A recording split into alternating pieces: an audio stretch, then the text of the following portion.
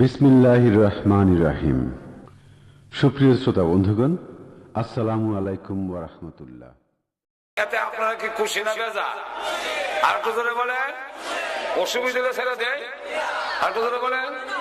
তিনি লক্ষ্য করে দেখেন সাহাবায়ে কেরামের ভিতরে দুনিয়ার মহব্বতের চাইতে আখিরাতের মহব্বত বেশি, সন্তানের মহব্বতের চাইতে আল্লাহ রাসূলের মহব্বত বেশি। যেরকম ঠিক এক মহিলা 6 বছরের বাচ্চা নিয়ে ঘুমায় আছে, ঘুম থেকে শুনে রাস্তা দিয়ে যায়।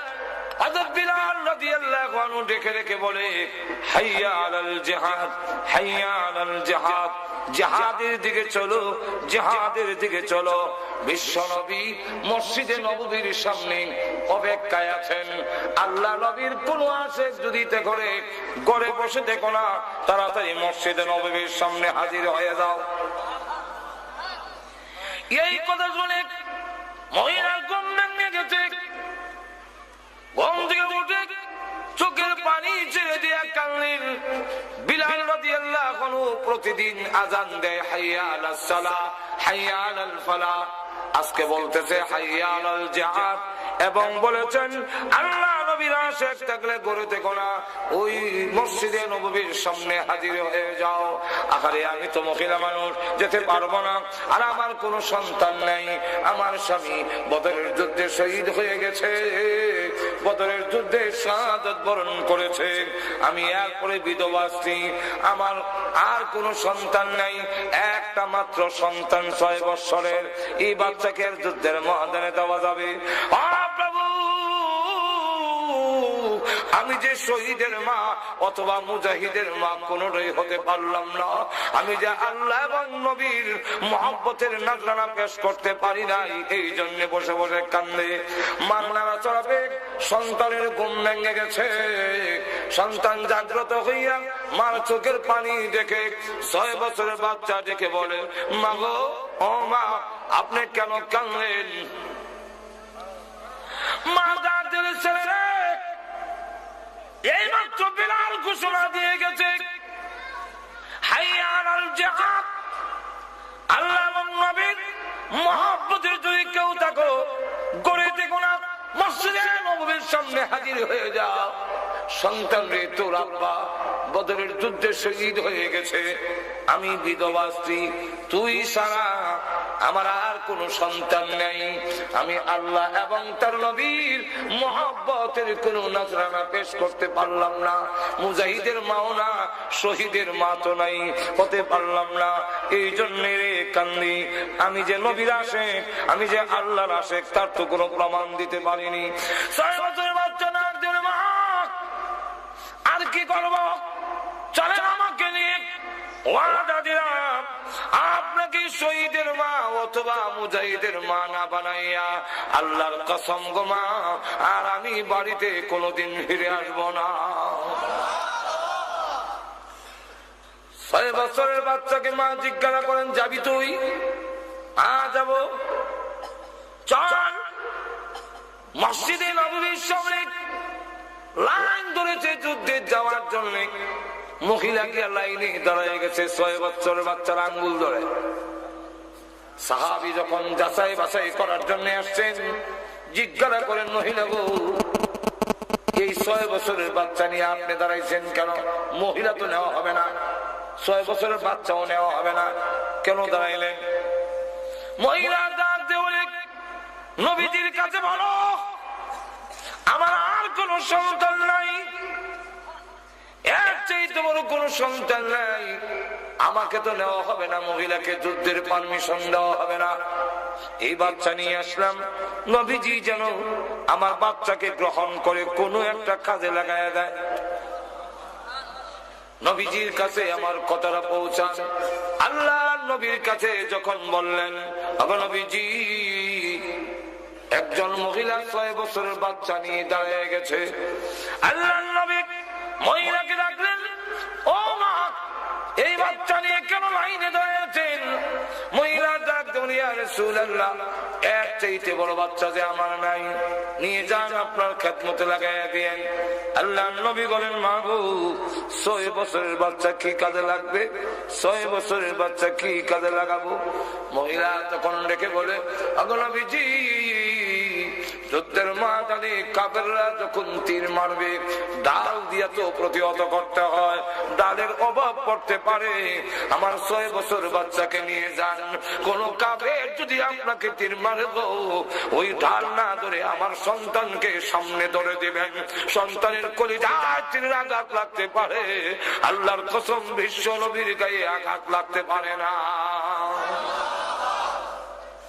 নবীজি জানতো না, নিয়ে যাও এই বাচ্চাকে, অদূর ভবিষ্যতে কোনো কাজে লাগবে, হয়তো আরো যদি কোনো যুদ্ধ হয়ে গো, তোমার এই সন্তান ভবিষ্যতে কাজে লাগবে। মহিলা তখন ব্যর্থ হইয়া ছেলের দিকে লক্ষ্য করে বলে, ছেলে রে, চল যাই, রসুল যদি না নেন পারলাম না রে, মুজাহিদের মাও হলাম না, শহীদের মাও হতে পারলাম না, চল বাড়িতে যাই। বাচ্চা ডাক দিয়ে বলে, মা আমি না ওয়াদা দিয়েছি আপনাকে শহীদের মা অথবা মুজাহিদের মা মানাইয়া বাড়িতে যাব না। আমি বিশ্ব নবীকে প্রশ্ন করতে চাই। আর এত বড় দুঃসাহস, তুই বিশ্ব নবীকে কি প্রশ্ন করবি? বলে, হ্যাঁ আমি নবীকে প্রশ্ন করবো।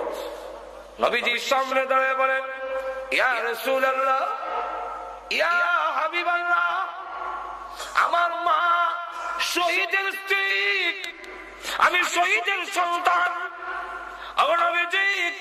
আমার মাকে আমি ওয়াদা দিয়ে নিয়েছি, যুদ্ধের ময়দানে আমার মাকে শহীদের মা অথবা মুজাহিদের মা না বানাইয়া বাড়িতে নিব না। আপনি আমাকে পারমিশন দিয়ে দেন। রাসূল পারমিশন দেয় না, না 6 বছর বাচ্চা কোনো কাজে লাগবে না। এমনি ছেলে যুক্তি দেয়, কেন লাগবে না? আমি আমার বাড়ি রেখেছি, আমার মা যখন চুলাতে পাকশাক করে তখন মোটা মোটা লাকড়িগুলো পরে দেয়, হালকা পাতলা লাকড়িগুলো চুলার ভিতরে আগে দিতে হয়, নাইলে আগুন ধরতে দিলে হয়, আগুন ধরে না। হালকা পাতলা লাকড়িগুলো যদি আগে প্রয়োজন হয়ে গো চুলার ভিতরে আগুন ধরাবার জন্যে, যুদ্ধের ময়দানে আগুন ধরাবার জন্যে আমির হামজাকে পরে দিন, আলীকে পরে দিন। আমার মতো 6 বছরের বাচ্চাকে পারমিশন দেন, আগে ভাগে শাহাদাত বরণ করে আল্লাহর কসম যুদ্ধের ময়দানের আগুনটা আমি ধরাইয়া দেই।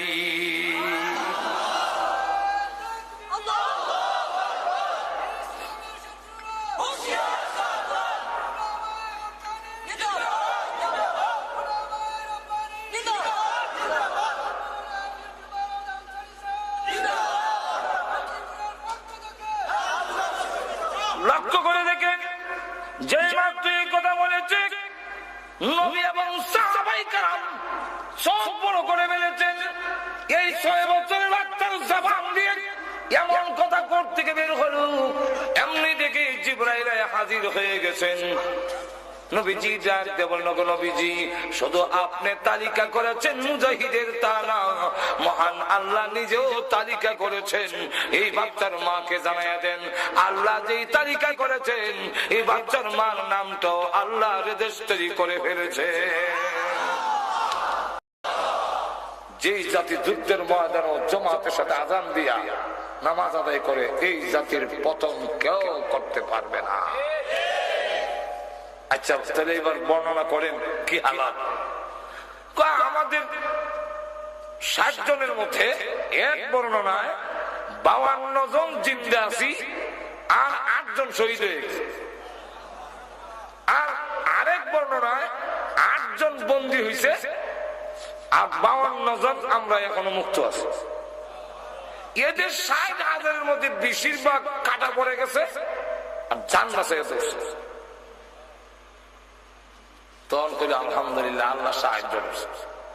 এদিকে তারা মাইর খাইয়া হিরাক্লিয়াসের কাছে গিয়ে বলে যে আর যদি কোনদিন বলে মুসলমানের সামনে যাওয়ার জন্য,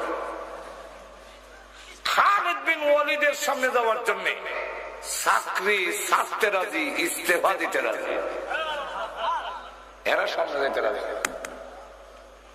বাদশা বলে, একা খালিদকে তোমরা এত ভয় করে কেন? আর গোয়েন্দা কইল কি আর হইল কি? গোয়েন্দা তো কোনো রাত থেকে কান্না শুরু করছে। এখন তো দেখা যায় ক্ষুধার্ত বাঘ ছাগলের বকরির ভালো যেভাবে হরে এইভাবে বিষয়টা কি? একা খালিদ বিন ওয়ালিদকে তো ভয় করে কেন? তারা জবাব দেয়, এই নরম গদ্দিত বইয়া হইয়া মাঠো যান। তিনি বুঝবেন খালেদ কারে কয়, মুসলমান কারে কয়, কত প্রকার ও কি কি। কি হয়েছে? খালিদ বিন ওয়ালিদ নারায়ে তাকবীর স্লোগান দিয়ে তরবারি যখন উপর দিকে উঠা, আমরা দিকে একটা তরবারি উঠায়, ওটায় যখন এইভাবে চক্কর দেয়, তখন আমাদের কাছে মনে হয় সারা আকাশে যেন তরবারি চমকাইতেছে। আর যখন নিচের দিকে নামায়, তখন আমাদের কাছে মনে হয় একটা নয় ৬০,০০০ তরবারি যেন পড়তেছে।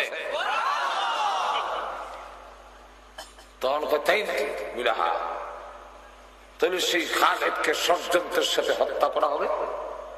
তুই শেষ। কি ষড়যন্ত্র?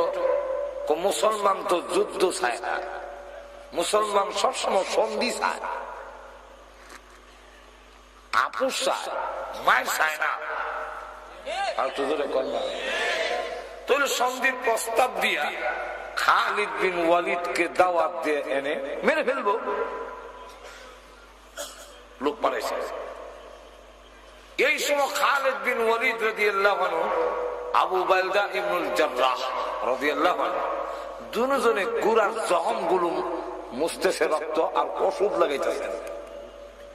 এই মুহূর্তে হিরাক্লিয়াসের পক্ষ থেকে গিয়ে বলে যে তোমাদের মধ্যে খালিদ বিন ওয়ালিদকে আবু বাইদা ইবনুল জাররাহ রাদিয়াল্লাহু আনহু বলেন কেন?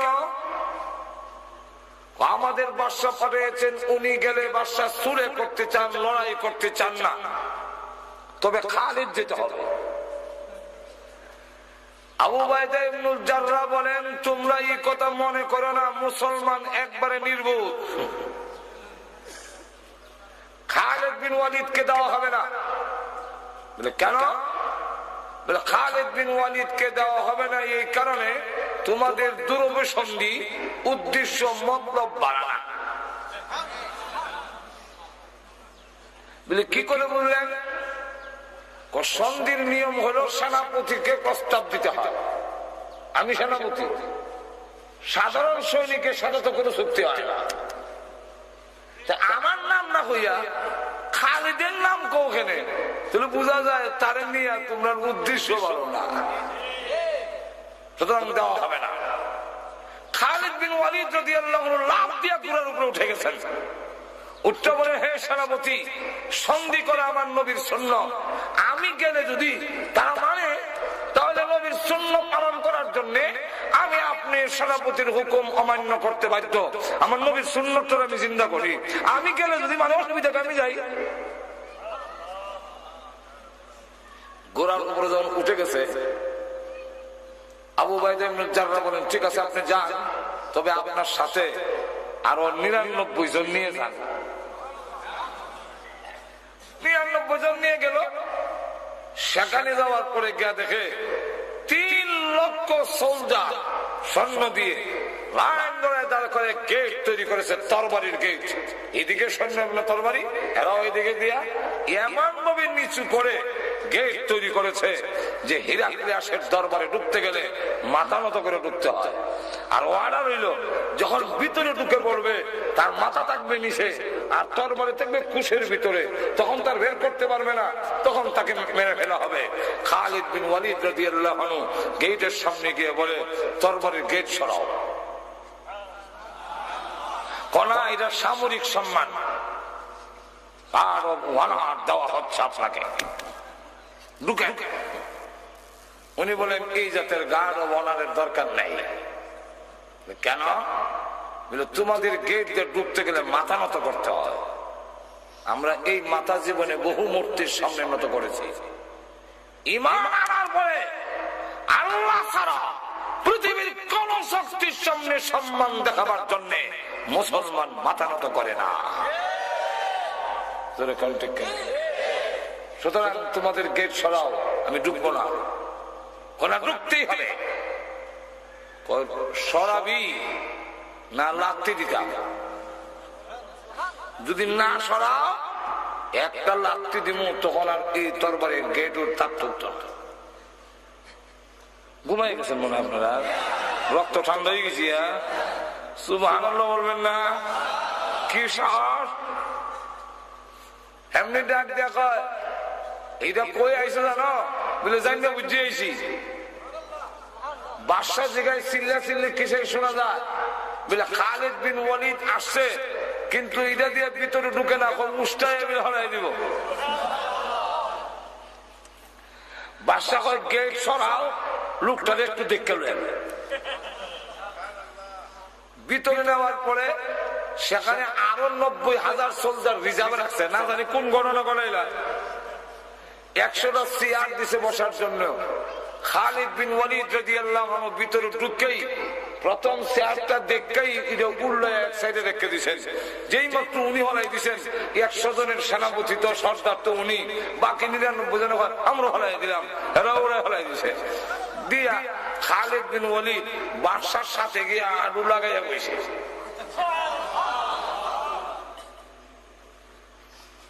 আর বাকিরা গোল বেড দিয়ে বসে, যেমন বোঝা যায় আরবি নুন বানাইছে, নুন। আর নক্তা হইল খালেদ, নুনের নক্তা। এমনি ডাক দিয়া কয়, তোমরা চেয়ার দিলাম, চেয়ারও বসো না, আরুর সাথে আরু লাগাই বসো, তোমরা নিচে কুল দিও, বেড দিয়ে বসো। মুসলমান এখনো সভ্যতা শিখছো না, এই চেয়ারও বলে না কেন? বলে চেয়ারও না বসার কারণ হইল, আমাদের রসুল বলেছেন পুরুষের জন্য স্বর্ণ ব্যবহার করা হারাম। তোমার চেয়ারের ভাইয়ের মধ্যে স্বর্ণ লাগাই, এর লেগে এই চেয়ার আমরা বসিও নাই, দেখতেও চাই না, হালাই দিছি উঠে। তো আরুর সাথে আরো লাগাই বসে কেন? বলে এটা পরে হইল, আগে কও আনছো কেন? চুক্তি হল বলে গান শুনি, বুঝলে? হ, তুই কও চুক্তি প্রথম নম্বর শর্ত লা ইলাহা ইল্লাল্লাহু মুহাম্মাদুর রাসূলুল্লাহ। এই কালিমা পড়ে নাও, তুমি আর আমি মুসলমান ভাই ভাই, আর কোন ঝগড়া ফাসাদ নাই। কই কথা কইলে তো তোমরা দল হয়ে গেলাম কি? খালিদ বিন ওয়ালিদ বলেন, হ্যাঁ, স্বজ্ঞানে স্ব ইচ্ছায় যদি কেউ মুসলমান না হয়, ইসলামের পক্ষ থেকে মুসলমানের পক্ষ থেকে কোনো চাপাচাপির বিধান নাই। জোর করে তোমার মুসলমান বানানো হবে না, স্ব ইচ্ছায় স্বজ্ঞানে হইতে হবে। এখন যখন তুমি মানতে রাজি না, তো ঠিক আছে, আল্লাহর জমিনে থাকতে হইলে আল্লাহ ওয়ালারে ট্যাক্স দিয়ে থাকতে হবে। জমিন আল্লাহ, আসমান আল্লাহ, আলু বাতাস আল্লাহ। সুতরাং এখানে আল্লাহ ওয়ালারে ট্যাক্স দিয়ে থাকতে হইব। ও ট্যাক্স দিবানি, এটা তো অপমানের কথা, অপমান না, এটা মানতাম না। এমনি খালিদ বিন ওয়ালিদ কুশের ভিতর থেকে টান দিয়া তরবারিটা বাইর করিয়া বাদশার কল্লার উপর দিয়ে একটা গুর্তি দিছে, দিয়া হয় তাহলে 3 নম্বর ফায়সালা। এটা হইল খালি একটা গুড়ানি দিছে, একটা সিবা মারছে। আমি শুনছে তো খালিদ বিন ওয়ালিদ একটা সাদা তরবারি বের করে, কিন্তু সারা আকাশে খালি তরবারি দেখা যায়। নিচের দিকে হওয়ার সময় মনে হয় যে 60,000 হরতাছে, এর লেগে ফেলে সিবা মারছে। কিন্তু এরপরও একটা বাদশা তো একটু সাহস রাখন লাগে, হুঙ্কার দেওয়া হয়, খারাপ কোথায় তুমি দৃষ্টতা দেখাও, তুমি কি অনুমান করতে পারোনি? 3 লক্ষ সোলজার দেখে এসেছ, রিজার্ভে রাখছে 90,000। এখন হুকুম দিলে তোমাকে 3,90,000 টুকরা করে ফেলবে। আন্দাজ না? এটা কি ইয়ারমুকের ময়দান? এরা হিরাক্লিয়াসের রাজ দরবার। খালিদ বিন ওয়ালিদ মুস্কি, কোনো ভয় নাই, মুস্কি হাসি দিয়া কয়, এটা বুঝা শুনেই তোমার আলুর সাথে আলু লাগাইয়া আগুই বইছি, যেমন তরবারি দিয়া গলা লাগাল হওয়া যায়।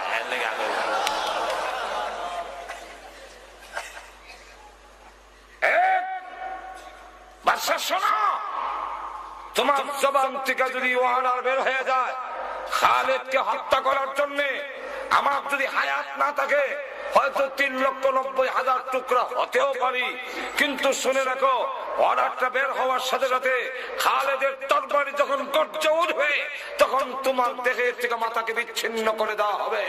আর আমি তোর লাশ দেখে শহীদ হবো, খালেদের লাশ তোর কপালে নাই দেখাস। এমনি হয় তোমরা যেমনি হয় এমনি আছে।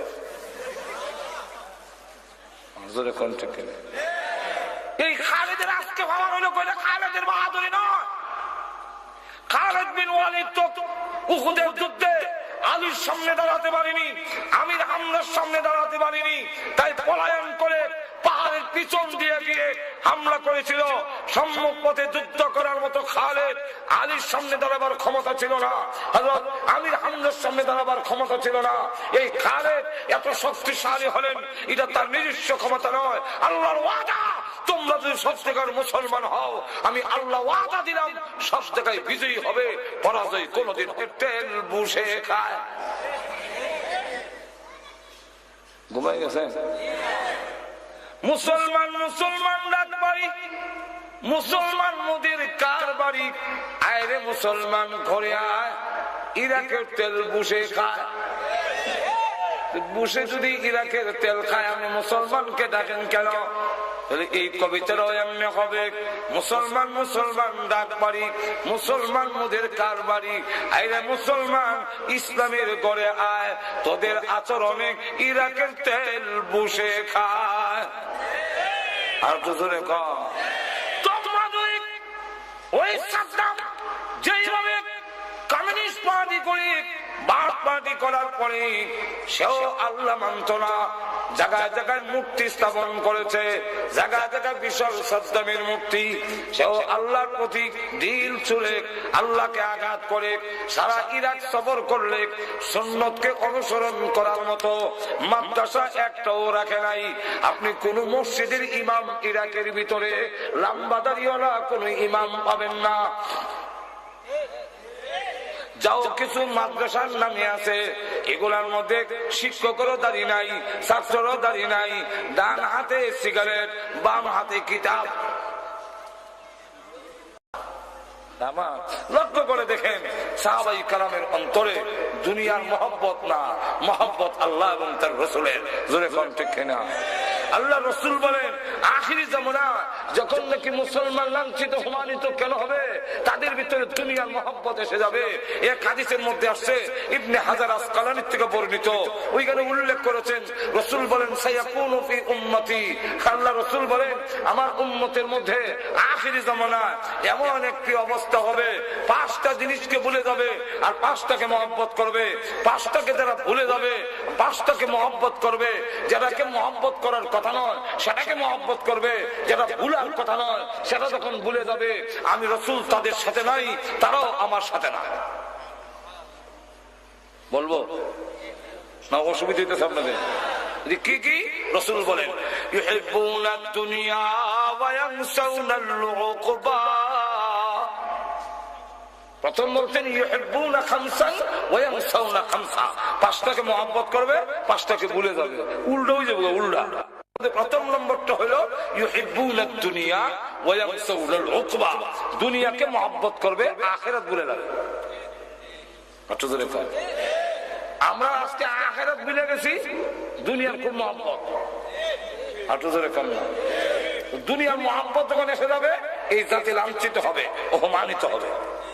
কত জোরে কম? বিস্তারিত আলোচনা করার টাইম নাই। ইউহিব্বুনাদ দুনিয়া ওয়া ইয়ানসাউনাল উকবা, 1। 2 নম্বর হলো ইউহিব্বুনাদ দিয়ার ওয়া ইয়ানসাউনাল কুবুর, দুনিয়ার গর্বে পছন্দ করবে, কার গড়টা কত সুন্দর হয়। আজকে আমরা দেশে গড় নিয়ে প্রতিযোগিতা, ওই লন্ডন হিসেবে একটা গড় বানাইছে, এই লন্ডনে আরেক গড় বানাইতো এর থেকে সুন্দর। এই বলে ফ্রান্স থাকে, আমারটা আরো সুন্দর। এই বলে ইটালিতে আরো সুন্দর, আমারটার থেকে আমি মৌলভী সাহেবের গড়। বাথরুমের মধ্যে গিয়া 5 লাখ টাকা খরচ করে নিয়েছে, বাথরুমের মধ্যে 5 লাখ টাকা, 5 লাখ টাকা বাথরুমের মধ্যে 5 লাখ টাকা খরচ করে নিয়েছে। আর উনি আপনার গর্বের সাথে দেখায়, আমাদের দেখায় নি এক বাথরুম। হৌজর দেখেন বাথরুম বানাইছি, কিরম বাথরুম যে সুইচটা টিপ দিবেন, ফিট তো লাগাল হওয়া যায় না, যে সুইচ টিপ দিলে একটা ব্রাশ বাড়িব, আপনার ফিটটারে এমনি মরাই দেওয়া যাইব। আমি বলবো ইয়া আল্লাহ, কোন দিন জানে কই ব্রাশ বাড়ি যায় কি যে পায়খানা করে সুইচ টিপ দিব, হে হাত লাগাইতো না, ই দেয় হেরে মরাইয়া সাফ করে দেওয়া যাইব। এমনি আর কোনো হৌদুর বাড়ি গেছে কি, বাড়ি গেছে মাজরে কোন ঠিক কিনা।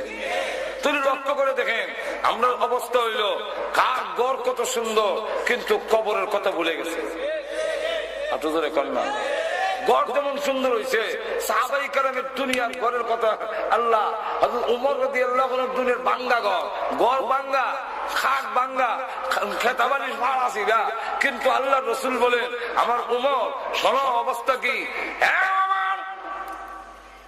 মেরাজের রাত্রিতে জান্নাতের ভিতরে যখন গেলাম, গিয়ে দেখি এত সুন্দর বালাখানা, আমার জিন্দেগিতে এত সুন্দর দামি পাথর আর সুন্দর কারুকার্য কোন বালাখানা দেখিও নাই, কল্পনাও করি নাই। এরকম আমি রসুলের পর্যন্ত আকর্ষণ হয়ে গেছে, আমারও লোভ লেগে গেছে, তাই আমি এক কদম দুই কদম যাই আর ঘরটারে দেখি, কত সুন্দর ঘর। ফেরেশতারা তখন ডাক দিয়া বলে, ওগো আল্লাহর নবী, এই ঘর আল্লাহ কার জন্য বানাইছেন জানেননি? রসুল বলেন কার জন্য? কই এক আরবীর জন্য। রসুল বলেন আনা আরবী, আমি তো আরবী। তাহলে বলো কার জন্য? আমার জন্য নি। বলে না, কার জন্য? কয় কুরাইশের জন্য। রসুল বলেন আনা কুরাইশি, আমার জন্য নি, আমি কুরাইশি। না, তাহলে কার জন্য? ফেরেশতারা বলেন এক যুবকের জন্য। তখন রসুল বলেন আনা শাবাব, আমিও তো যুবক, আমিও তো বড় হই নাই, তাহলে কি আমার জন্য? না, আমি আপনার জন্য না।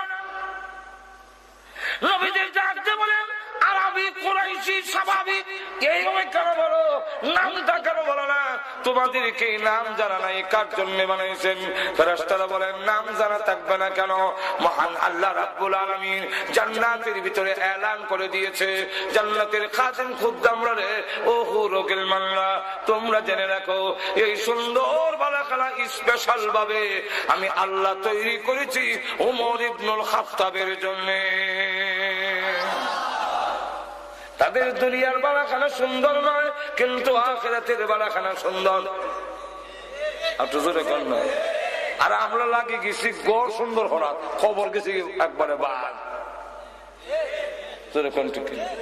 তাই রাসূল বলেন ইউহিব্বুনা দিয়ার ওয়া ইয়ানসাউনাল কুবুর।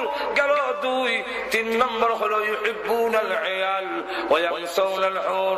দুনিয়ার বউ পরিজনকে মহব্বত করবে, দুনিয়ার বউরে মহব্বত করে, এমন মহব্বত বউর লেগে দাঁড়িয়ে রাখতে পারে না। আমার একজনে জিজ্ঞাসা, ওদের দাঁড়িয়ে না রাখলে কোনো গুনাহ নেই। আমি তো আমার জিগাই আর শরীফ করে লক্ষ্মীটা আমার জিগাইতে হয়েছে আবার আপনার ওয়াজ শুনলে তো মাঝে মাঝে মনটা চাই দাঁড়িয়ে গেলে তো, কিন্তু আমার ওয়াইফের লেগে হারি না। আমি বললাম এটা তোমার ওয়াইফ না, এটা ভাই হয়ে গেছি। ভাই কেমনে বুঝলে? করাত ফাইভে পছন্দ করে, ফাইভে তো করাত দিয়ে আনন্দ লাগে। আর তোমার বউ দাড়ি তো কত তুলার লাগান নরম, পছন্দ হয় না। আর খামাই দিলে তো এটা খুরের লাগান, করাতের লাগান দা, এইটা পছন্দ করে, এটা করে না কেন?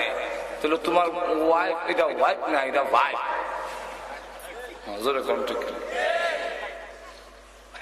আর বউ মারা যদি কি হয়েছে, মামা ছাড়তে রাজি, বউ ছাড়তে রাজি না, এমন সোনার টুকরা হয়েছে। একবারে মৌলিবাজার আমার দাঁড়ো বইয়া গান গা কোথাও লিখে থাকা, বাপ মরলে বাপ পাওয়া যায়, মা মা মরলে মা পাওয়া যায়, বউ মরলে রে বউ পাওয়া যায়। আমি লিখতে গেছি, এমনি আপনার শোনাবেন লেগে তো কইছি, আপনার ওয়াজও খামো লাগবো, আমার বলে ওয়াজে খামো লাগবো, এর লেগে এমন কিটা ওই একবার বাপ মরে গেছি তো আত্মীয় স্বজন লোকেরা কয় বাবা খাইন না, কি করবো আয়াত নাই, একদিন তো তুমি মরবা আমি মরবো, সবর হলো যাক, তোমার বাপ মরছে কি হয়েছে, আমরা তো আছি। কিছুদিন পরে মা মরে গেছি, আবার কান্দে তো মহিলা আত্মীয় স্বজনরা কয় খাইন না, কি করবো আয়াত নাই, তোমার মা মরছে আমরা তো একদিন মরবো, তো যাক রে বাবা তোমার মা মরলে কি হয়েছে, আমরা তো আছি। কিছুদিন পরে বউ মরে গেছি, এখন আর কেউ কয় না তোমার বউ মশে লেগেছে, আমরা তো আছি। আস্তাগফিরুল্লাহ। ওই যে কইছে এর লেগে হে বুঝি লাইছে, বাপ মরলে বাপ পাওয়া যায়, মা মরলে মা পাওয়া যায়, বউ মরলে বউ পাওয়া যায় না। আমরা দেশের যুবকরা হালত দেখলে তো বোঝা যায় আসলে এটা যেরকম ঠিক কিনা। আরে বউ মরলে বউ পাওয়া যাবে, মা বাপ বিদায় হলে পৃথিবীতে মা বাপ আর ফিরে পাওয়া যাবে না। আপনি বিদায় হয়ে গেলে আমি ধৈর্য ধরে যদি থাকি গো, কিয়ামতের মাঠে আপনাকে চিনতে যেন আমার অসুবিধা না হয়।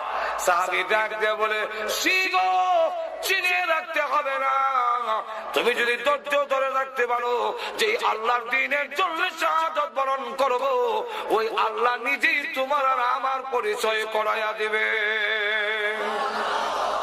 আর গড়ও গেছে না, এখান থেকে যুদ্ধের ময়দানে গিয়া শহীদ হয়ে গেছে।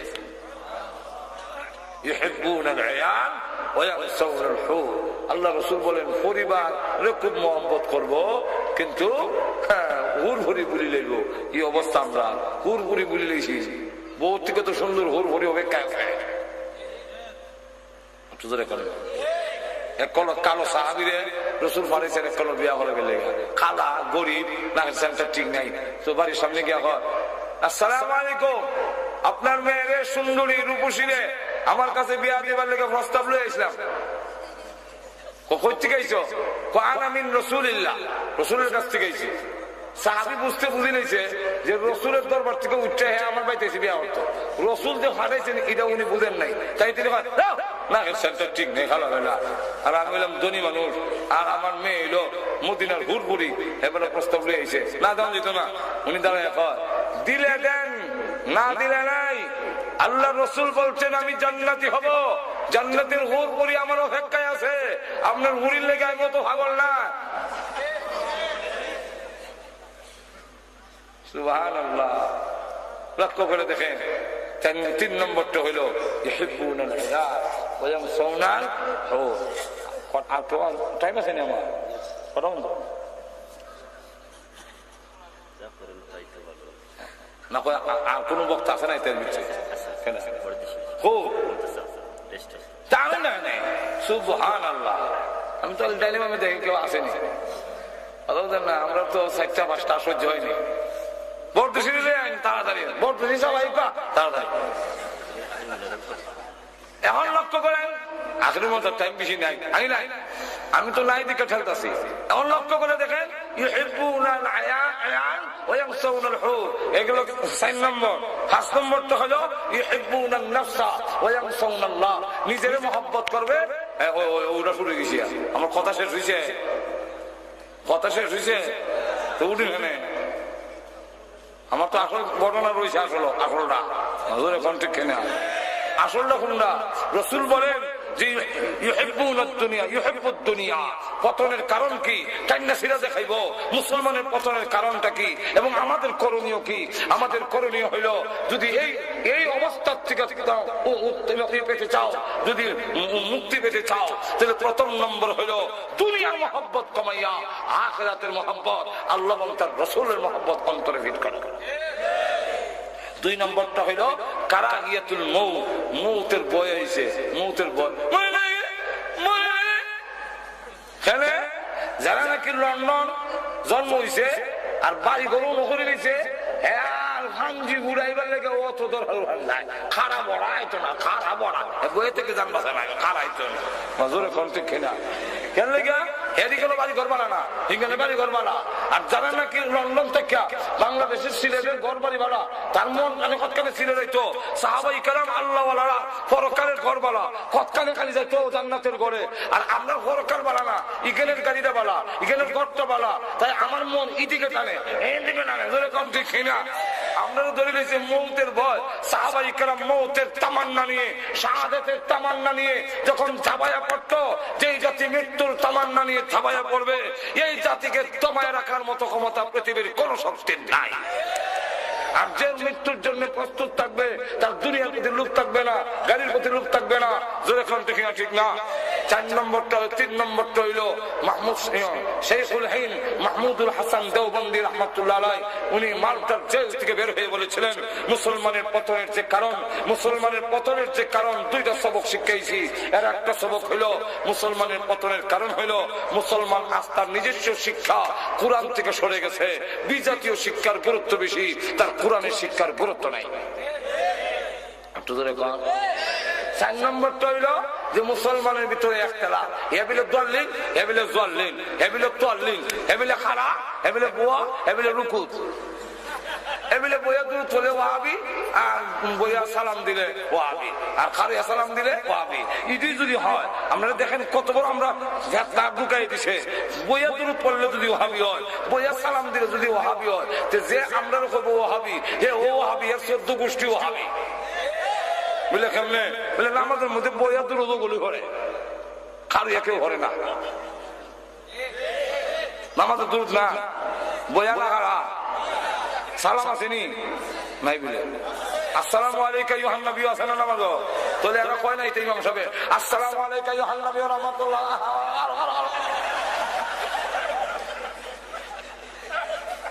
তো বইয়া সালাম দিলে আর বইয়া দূর করলে যদি ওয়াহাবি হয়, তো হে ওয়াহাবি আর 14 গোষ্ঠী ওয়াহাবি। মাজুর এখন ঠিক কিনা?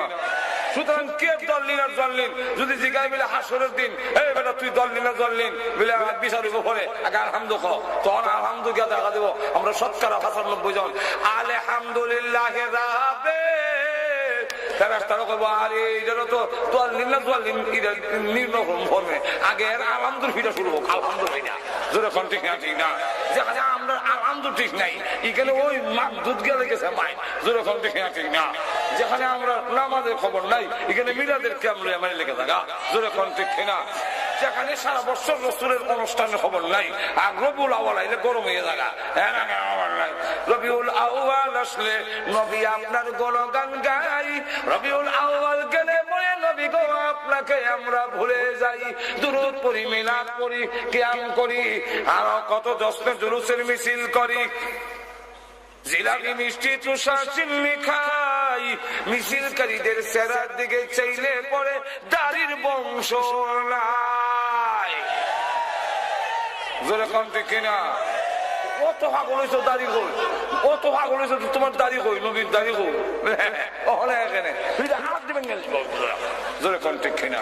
সুতরাং মুসলমান দুনিয়ার মহব্বত কমাও, আর তুমি মৃত্যুর জন্য 24 ঘন্টা প্রস্তুত থেকে কোরআন তোমার আসল শিক্ষানীতি গ্রহণ করে ঐক্যবদ্ধ হয়ে যদি মুসলিম জাতি আদৌ ময়দানে নামে, পৃথিবীর কোন শক্তি মুসলমানের গায়ে হাত লাগাবার ক্ষমতা না। ঠিক কিনা? আল্লাহ রাব্বুল আলামিন আমাদের তৌফিক দান করুন, সকলে বলেন আমিন। কেউ উঠবেন না। বন্ধুপ্রতি হযরত মাওলানা মমতাজউদ্দিন বড় দেশি শুরু দেশ নাই, বাড়িও বড় দেশ, বাইসেও বড় বাইসা, ওগল বেলকি তো এখানে দেখতে তুই হবে মাসা। এখন লক্ষ্য করে দেখেন, মেহরবানি করে হযরত মাওলানা পরদেশী সাহেব দামাত বরকাতুহুম কত সুন্দর ওয়াজ, এটা আমার তো আপনারা ওয়াজ করে বুঝেন লাগতো না, উনার সম্বন্ধে তো আমার থেকে আপনারা বেশি জানেন, কিন্তু ইয়ার পরেও হুজুর দোয়া করবেন, আলোচনা করবেন, দোয়াটা করে যান। দোয়া আমি করবো না, দোয়া উনার না করতাম পারি, আমার কথা রাখবেন নি, আপনারা উনার ওয়াজ শূন্য করে যাইবা। ধরে এখন ঠিক কিনা? ইনশাল্লাহ বাঙালি ইনশাল্লাহ আছে। اللهم آمين. ربنا ظلمنا أنفسنا وإن لم تغفر لنا وترحمنا لنكونن من الخاسرين. ربنا اغفر لنا ولوالدينا رب ارحمهما كما ربياني صغيرا.